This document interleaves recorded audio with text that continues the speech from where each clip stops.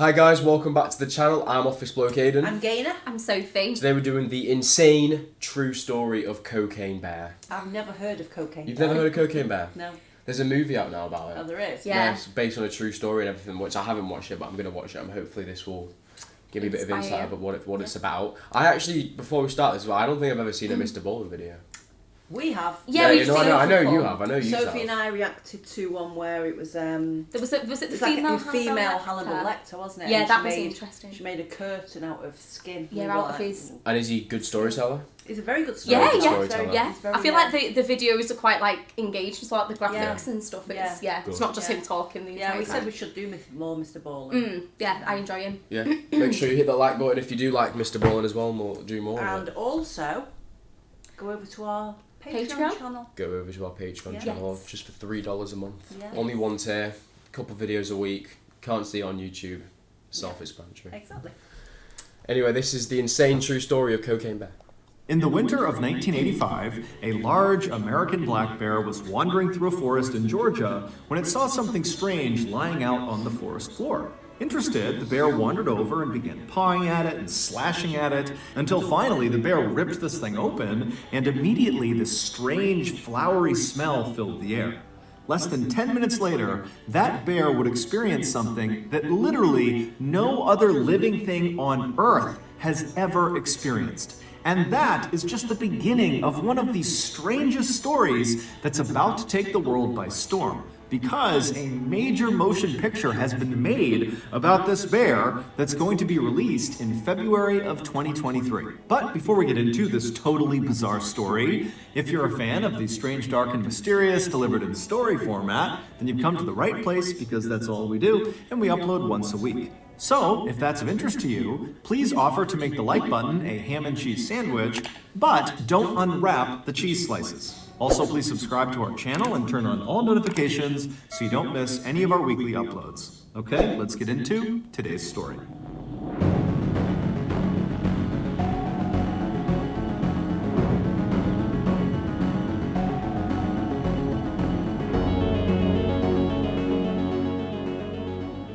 In early December of 1985, in the Chattahoochee National Forest in northern Georgia, a hunter was very carefully making his way through the trees trying to track a deer.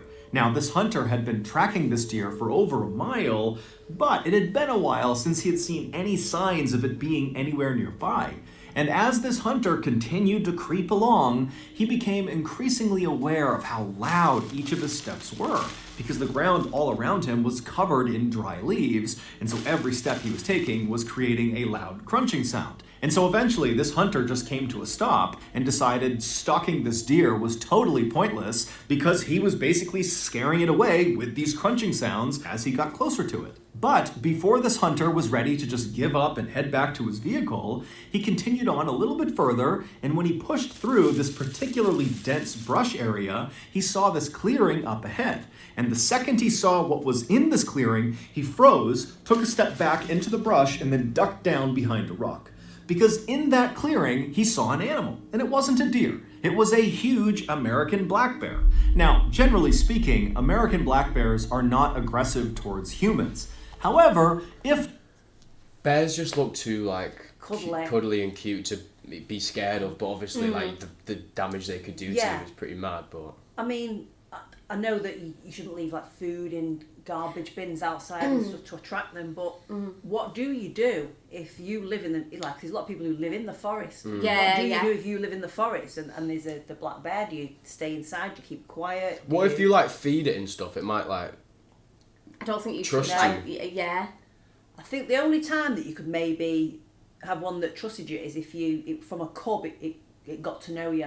Yeah, but like just one that's in the wild and they've just got they've just got survival techniques. They don't care. But they say like if you're like walking in because I know like obviously there's loads of national parks in America, and if you see like if one's near you, you shouldn't run.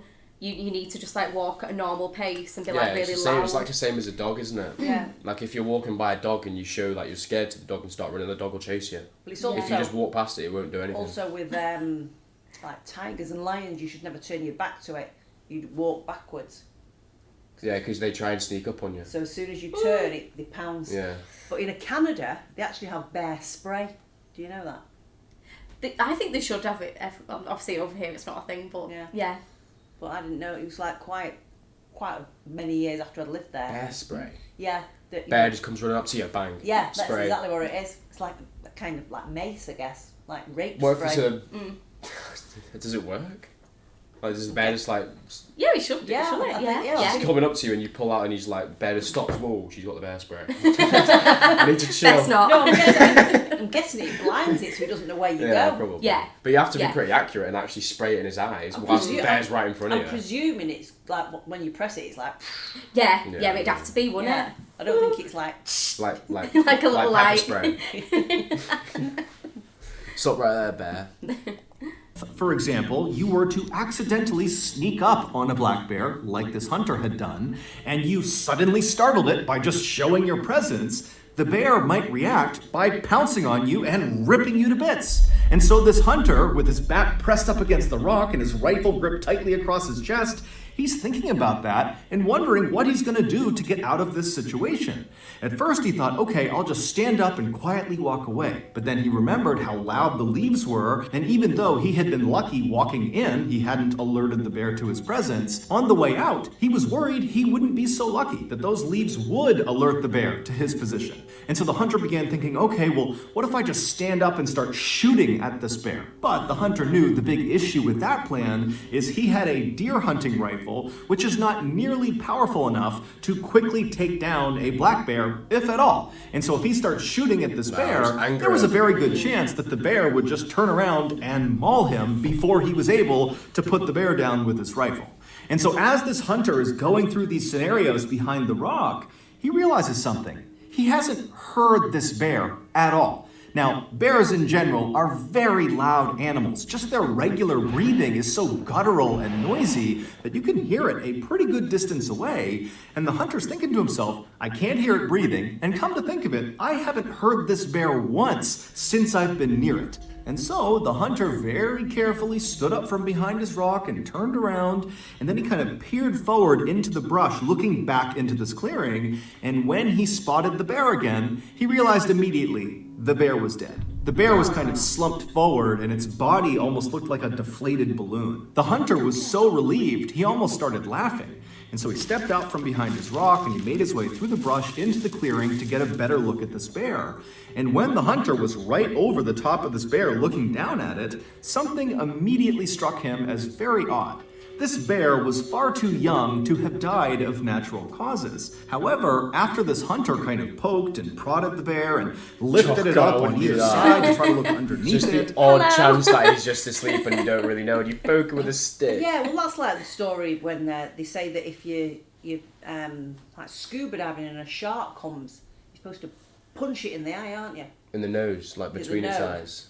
In between its eyes. Just imagine that. And it's your fist just going at like 1 mile an hour underwater. Yeah, that's what I mean. It just wouldn't work, would it? And then this shark's like, well, I wasn't gonna bite you. But you know what? I am now. Made me want to do it now. He couldn't see any visible injuries. It was like this bear had just randomly dropped dead. But the hunter didn't spend much time thinking about what happened to this bear. Instead, he thought to himself, there has to be some sort of logical explanation for what killed it. And with one last look at the bear on the ground, the hunter turned around and began the long walk back through the woods back to his vehicle. It would turn out there was an explanation for what happened to that bear. However, it was anything but logical. But to get to that non-logical explanation, we first have to go back in time. Around 11:30 p.m. on September 10th, 1985, so 3 months before the hunter discovered this dead bear, 2 pilots were flying their little 6-seater Cessna airplane over northern Georgia, making their way north towards Tennessee. And as these pilots flew along very casually, they suddenly intercepted over their radio a voice message that they definitely were not supposed to hear. It sounded like other pilots communicating with each other, and what they were talking about was how they were now going to follow this little Cessna airplane that they could see that was currently flying over northern Georgia. Now, radio traffic like this can only really be intercepted if your radio that's doing the intercepting is physically close to the person doing the transmitting. And so knowing this, the two pilots in this little Cessna knew that whoever was talking about following that little Cessna, they had to be talking about them, the two pilots in that Cessna. Now, for most pilots, if you suddenly overheard a radio transmission that your plane was getting followed by some other pilots, you might reach out to those pilots and say, hey, why are you following me? What's going on? Now, the co-pilot of this little Cessna might have wanted to react that way. However, before he could, the main pilot stopped him and said, I actually know exactly why somebody might want to tail us, and unfortunately, we're both going to have to jump out of this plane. Before the co-pilot could really even react to this news, the main pilot had set the Cessna on autopilot, which sets the plane to fly in a straight direction, going at a constant speed, at a constant altitude, until either a pilot comes back and takes the craft back over, or if it just stays on autopilot, it eventually will run out of fuel and crash or run into something. And so after the main pilot had done that, he turned to the co-pilot and gestured for him to come with him into the main cabin of the aircraft, basically the main body of the craft where all their luggage was. And the co-pilot, he's so confused about what's happening, he's so panicked that he just follows the main pilot. So the two of them, they climb back over the two front seats, they go into the main body of the craft, and the main pilot begins strapping parachutes onto some of their luggage. And as he's doing this, he tells the co-pilot to open up the side door of the plane. And so again, the co-pilot is just so caught off guard, he has no idea how to handle this. And so he reaches over and he slides open this door of this moving plane. And as soon as he did, this huge rush of cold night air blasted inside of the cabin, and it became so loud from the howling wind coming in that the two pilots couldn't even talk to each other. And then the main pilot just began pushing the luggage out of the plane just into the night, falling straight down to the ground far, far below them. And at some point, the co-pilot just joined him and began pushing the luggage out of the plane. And then after all the luggage... I wonder if the co-pilot did know what was happening. It's a likely story, isn't it? Yeah. It's suspicious to not know. Obviously we don't know what's going to happen.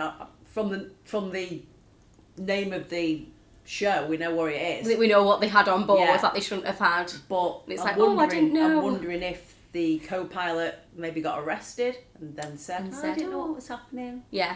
But why are you flying a plane with loads of cocaine on it then? Yeah. Like, yeah, exactly. What are you doing? Sounds a bit dodgy to me. Was out, the main pilot shoved a parachute into the hands of the co-pilot and said, put it on. He had to gesture for it because they couldn't hear each other. And so as this co-pilot's struggling to get on his parachute, the main pilot puts on his chute, and then right after the co-pilot has just barely got his parachute on, the main pilot pushes him out the side of the plane, and then the main pilot jumps out after him. So they basically abandoned their plane, which was still set to autopilot, so at some point, it was just going to crash. Yeah. About 5 hours later, in a suburb of Knoxville, Tennessee, an 85-year-old man named Fred Myers was just waking up. Fred always got up before sunrise. It was part of his daily routine. He would wake up, he would get dressed, he would wash and shave his face, and then he would sit down and read the local newspaper. This simple routine was actually very important to Fred because recently he had been diagnosed with Alzheimer's disease, which is a progressive disease that destroys memory. And so having this sort of set routine helped him manage his symptoms. Basically, at least in the morning, he could go into autopilot and go through this routine and not get confused. However, on this particular morning, something would happen that would leave Fred more confused than he had ever been in his entire life. Fred had made it to his bathroom, he had washed his face, and he had begun shaving when out of the corner of his eye, he noticed something strange outside in his driveway. He could see it through a nearby window, but it was still so dark outside, Fred couldn't tell what this thing was out there. And so feeling very curious, Fred put his razor blade down and he made his way over to the window to get a better look. And when he reached the window and looked out at his driveway and saw what this strange thing was, he could not believe his eyes. There was this huge parachute out on his driveway, and on the parachute was the main pilot of the Cessna. After the main pilot had pushed the co-pilot out and leapt out himself, when he pulled his ripcord, his chute either didn't deploy, or when it deployed, it didn't inflate fully, and so he was forced to go to his reserve chute but it didn't inflate fast enough to stop him from crashing into the ground. And so the main pilot slammed into the ground, basically at terminal velocity, and so he sustained catastrophic internal injuries, and he died within a couple of minutes of hitting the ground. Fred was so stunned and confused at what he was looking at that without saying a word, he just turned away from his window and walked over to his phone and called the police, shaving cream still on his face. When the police arrived at Fred's house that morning, they were expecting to see a dead recreational skydiver on Fred's property.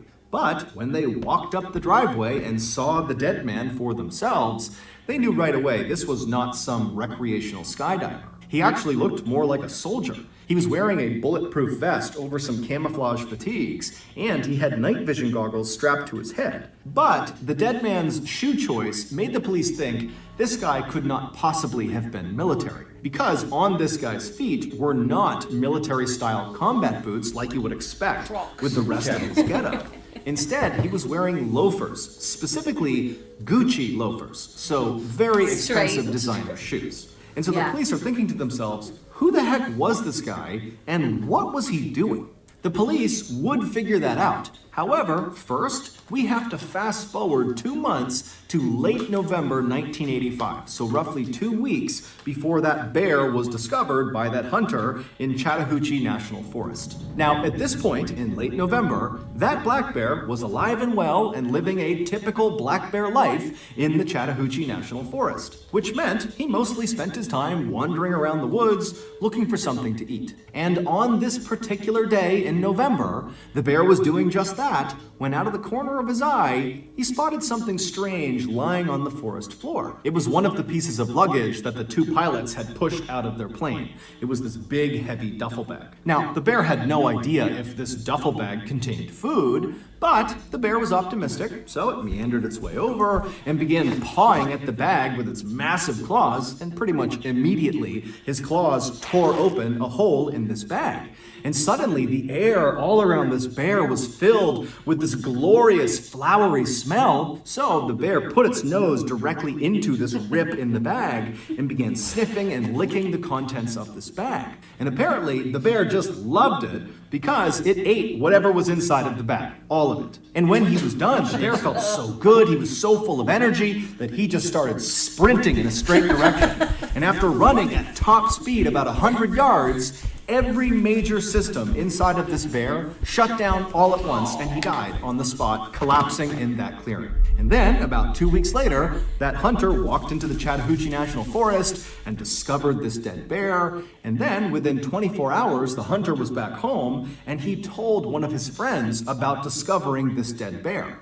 And when he told his friend about seeing this bear, he also kind of casually mentioned that he had seen a duffel bag in the forest not far from this dead bear. Now, to understand what this friend did next, you need some context. By this point in time, the police had actually figured out a lot about that dead man on Fred Myers' driveway, the main pilot of the Cessna. They knew he was a 40-year-old man named Andrew Thornton who had served in the U.S. Army as a paratrooper, but after getting out of the service, he had kind of gone astray in his life and become a big-time smuggler of illegal goods. The police had also figured out by this point that Andrew, along with a co-pilot, had been the people flying that Cessna that eventually was found crashed into a mountainside in North Carolina. The co-pilot had survived the jump out of the Cessna, and so the police tracked him down, and they very quickly realized this So the main pilot is dead. Yeah. And the co-pilot is alive. Yeah. But he didn't know anything about what was on the plane. He didn't know anything, Gaynor. No, it was all nothing. surprising. He thought he was just taking a little trip. Yeah, just thought, see a bit of the forest, It's probably not the case, is it, No. really? Please don't tell me he gets away with it. Yeah, I know. Pilot was really just a victim of Andrew. Andrew had told this guy they were just going to fly to the Bahamas for a vacation. And so when that plan completely evaporated, and suddenly Andrew is barking orders at this guy to open up the plane and push the luggage out and jump out, the co-pilot said he just totally panicked and just started doing whatever Andrew wanted. And so this guy was just totally terrified, and really all he could offer police was just to confirm that, yup, Andrew was the main pilot, and yes, we really did push his luggage out of the side of the plane over some forest in northern Georgia. The police believed the co-pilot and did not charge him with any crime. The police would go and search all over northern Georgia, and they would find the majority of the missing bags. However, they knew they were still missing some, and they knew they really needed to recover them. And so, around the time that this hunter is telling his friend about this bear encounter and this duffel bag, the police were constantly having news outlets tell people in northern Georgia that if you see one of these duffel bags attached to a big parachute or something, please come forward and tell us. We are looking for these. And so the hunter's friend thought, you know what? That duffel bag he mentioned out in Chattahoochee National Forest, which is in northern Georgia, might be one of those bags. And so the friend called authorities. Authorities were thrilled to get this tip, and so they charged out to the Chattahoochee National Forest, and they made their way out to where this dead bear was, and then sure enough, about 100 yards away from this bear was this bag, and it was one of the bags they were missing. Except the bag was empty. Because, as we already know, that black bear had eaten everything inside of this bag. And as you might have guessed, that bag, along with every other bag that had been cast out of the Cessna that night, was full of cocaine. Because Andrew was a drug smuggler. And on the night he and his co-pilot leapt from the Cessna, he was trying to smuggle 900 pounds of cocaine from South America into the United States. That transmission that Andrew and the co-pilot suddenly overheard on their radio as they were cruising along in their Cessna was the sound of federal agents within the U.S. Customs. How does this make any sense for them to believe the co-pilot as well? This is what I'm saying. If they've travelled from, South America to United States together, and then he was like, I thought we were going on a holiday to, what did he say, like the Bahamas? Why would they have been in America in the first place? Yeah, exactly. Yeah. And then clearly the FBI knew what was going on because they were the ones on the radio saying we're following the plane. Yeah. How this co-pilot's got away with that, I do not know. I do not know. Unless it's a backhander. There's no way that they just believe him. Just like that. No, surely not. There's no way that he actually had no idea. Yeah, exactly. Customs and Border Protection Agency, who had been tipped off about Andrew's big drug run, and so they really had sent 2 planes to go follow him and potentially intercept him. And so the authorities standing in the Chattahoochee National Forest looking down at this empty duffel bag had no idea where the cocaine went that was supposed to be inside of it. But on a hunch, they decided to bring the body of the dead black bear back with them and perform an autopsy on it. And sure enough, during this autopsy, the medical examiner would open up the bear's stomach, and the examiner would say the stomach was, quote, packed to the brim with cocaine, thus ending the mystery of how this bear died. It died from a massive, massive cocaine overdose. But the bear's story did not end there. Normally, after an animal is autopsied, they are cremated. But for some reason, this medical examiner decided not to do that, and instead he had the bear taxidermied, and then he gifted this taxidermied bear to the Chattahoochee River National Recreation Area. And then from there, the bear changed hands many times. Over the next 2 decades, no one knows exactly who had the bear and for what reason, but there were reports that at least at one point it was stolen from a storage facility, and then it was sold at a pawn shop, and then at some point the bear was in the possession of famous country singer Waylon Jennings, and then finally the bear found its forever home. Today, the bear is on display at the Kentucky Fun Mall in Lexington, Kentucky, and around its neck is a placard that reads, Cocaine Bear. AKA Pablo Escobar. So that's going to do it. If you got something out of today's episode and you haven't done this already, please offer to make the like button a ham and cheese sandwich, but don't unwrap the cheese slices. Also, please subscribe to our channel and turn on all notifications so you don't miss any of our weekly uploads. Yeah, that was good, that. It was, but my friend Cara lives in Kentucky, and I'm definitely going to go see her, and I'm definitely going to go see Cocaine Bear. Hell yeah, Cocaine Bear. I'm surprised his eyes are still open and stuff. Yeah. Well, You had that much He proper cocaine. went you out on a like high, that. didn't he? Hell yeah. No, we'll have to do another Mr. Ballen because that was very like. Yeah, he is very good, isn't he? He's Yeah. a very good storyteller. He is. He's he eye is. catching. Yeah. Yeah. The thing is, you forget to stop because you're so engrossed by what he's saying. I'm just trying to And watch it's it like quite everyone easy else to look now. at, You know quite what I easy mean? on the eye. Yeah. Oh, would Yeah, you say it's not so? bad on the eye, is it? Not bad yeah. on the eye. Yeah. Anyway, hopefully you guys enjoyed the video. If you did, please hit the like and subscribe button for us, and go check out our Patreon. Yes.